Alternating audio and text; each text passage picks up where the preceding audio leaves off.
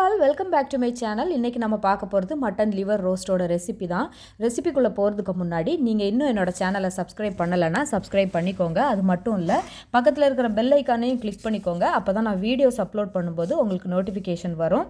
வாங்க இப்போ வீடியோக்குள்ளே போகலாம். இந்த ரெசிபி பண்ணுறதுக்காக நான் 1/4 கிலோ அளவுக்கு மட்டன் லிவர் எடுத்திருக்கேன். இதை சின்ன சின்ன பீசஸாக கட் பண்ணி நல்லா க்ளீன் பண்ணி மஞ்சள் பொடியெல்லாம் போட்டு க்ளீன் பண்ணி வச்சுருக்கேன். இது கூடவே ஜிஞ்சர், கார்லிக், சில்லி, அதுக்கப்புறமா கறி லீஃப் இவ்வளவும் எடுத்திருக்கேன். இது கூடவே பவுடர் மாதிரி நம்ம என்னெல்லாம் ஆட் பண்ண போகிறோன்னா சில்லி பவுடர், கொரியாண்டர் பவுடர், டர்மரிக்கு, அதுக்கப்புறமா பெப்பர் பவுடர், அப்புறம் ஃபெனல் சீட்ஸோட பவுடர். முதல்ல நம்ம ஒரு மசாலா பேஸ்ட் மாதிரி ஒன்று ரெடி பண்ண போகிறோம். அதுக்காக இந்த இஞ்சி, பூண்டு, பச்சை மிளகா, கருவேப்பிலை இதெல்லாம் இருக்குல்ல, இதெல்லாம் கொஞ்சம் சின்ன சின்னதாக நறுக்கி நம்ம மிக்ஸி ஜாரில் ஆட் பண்ணிக்கோங்க.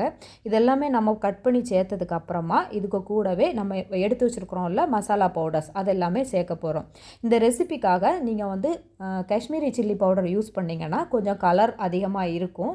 இல்லை உங்ககிட்ட இல்லை அப்படின்னா நீங்கள் நார்மல் ரெகுலர் சில்லி பவுடர் இருக்குல்ல, அதுவே ஆட் பண்ணிக்கலாம். இல்லைனா உங்களுக்கு காரத்துக்கு ஏற்ற மாதிரி இந்த நார்மல் சில்லி பவுடர் பாதி போட்டிங்கன்னா காஷ்மீரி சில்லி பவுடர் பாதி, எப்படினாலும் நம்மளோட விருப்பம் தான். நான் இன்றைக்கி ரெகுலராக நம்ம யூஸ் பண்ணுவோம்ல சில்லி பவுடர் காரமானது, அதுதான் ஆட் பண்ணியிருக்கேன். அதுக்கு கூடவே கொரியாண்டர் பவுடர், அதுக்கப்புறமா டர்மரிக் பவுடர், அப்புறம் பெப்பர் பவுடர், அப்புறம் ஃபெனல் சீட்ஸோட பவுடர், இது எல்லாத்தையுமே ஆட் பண்ணியிருக்கேன். இது ஆட் பண்ணி இதை நல்லா நம்ம அரைச்சி எடுக்க போகிறோம். அரைக்கும்போது இதில் நம்ம தண்ணி ஆட் பண்ணாமல் தண்ணிக்கு பதிலாக கோகனட் ஆயில் ஆட் பண்ண போகிறோம்.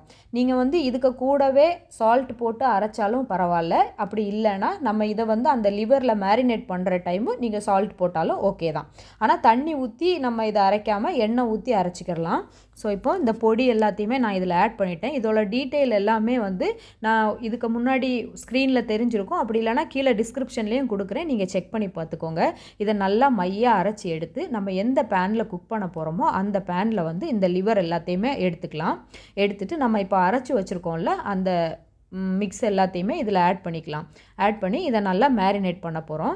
இப்போது நம்ம இதை குக் பண்ணுறதுக்கு அடிஷ்னலாக நம்ம வாட்டர் எதுவும் இதில் ஆட் பண்ண போகிறது கிடையாது. அதனால் நம்ம இந்த மிக்ஸியை அரைச்சோம்ல, இதிலையே இன்னும் கொஞ்சம் மசாலாலாம் ஒட்டிகிட்டு இருக்கும்ல, அதை க்ளீன் பண்ணி அதோட வாட்டரை மட்டும் நம்ம இதில் ஆட் பண்ணிக்கலாம். மசாலா கூட்டு எல்லாத்தையும் நம்ம இதில் ஆட் பண்ணி இந்த ஜாரில் இருக்கும்ல அந்த மசாலாவை கொஞ்சம் தண்ணி விட்டு கழுவி அதையும் இதில் ஆட் பண்ணிக்க போகிறோம். இதை ஆட் பண்ணி இதிலே சால்ட்டு, அதுக்கப்புறம் ஒரு 10 சின்ன வெங்காயம், கொஞ்சமாக கருவேப்பிலை, சின்ன வெங்காயத்தை கட் பண்ணி ஆட் பண்ணிக்கலாம்.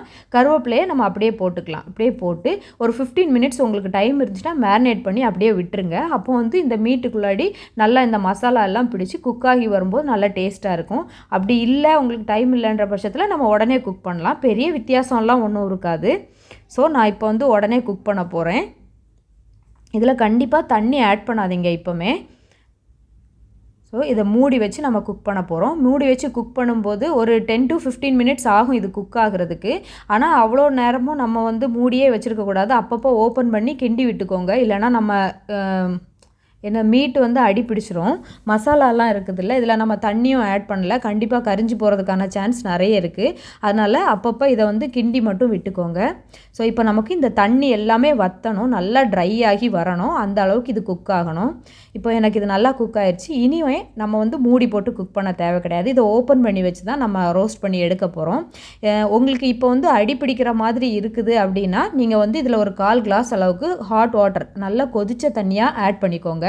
நான் இப்போ எனக்கு இது இன்னும் கொஞ்சம் நேரம் நான் இப்படியே வச்சுட்டே இருந்தேன்னா கண்டிப்பாக எனக்கு கரியும். அதனால் நான் இதில் ஒரு 1/4 கிளாஸ் அளவுக்கு வாட்டர் ஆட் பண்ணிக்கிறேன், ஹாட் வாட்டர். அதுக்கப்புறமா நம்ம திருப்பி கிளற ஸ்டார்ட் பண்ணலாம். உங்களுக்கு ஒரு தொக்கு மாதிரி வேணும் அப்படின்னா நீங்கள் இந்த தண்ணி ஊற்றுறீங்கல்ல, தண்ணி ஊற்றி நல்லா மிக்ஸ் பண்ணி எடுக்கும்போது அது சின்னதாக கொஞ்சம் தொக்கு மாதிரி வரும். அப்போவுமே நீங்கள் ஸ்டாப் பண்ணிக்கலாம். நீங்கள் இறக்குற டைம் மட்டும் கருவேப்பிலையும் கோகனட் ஆயிலும் அப்படியே லைட்டாக போட்டுட்டு அப்புறம் இறக்கிக்கோங்க.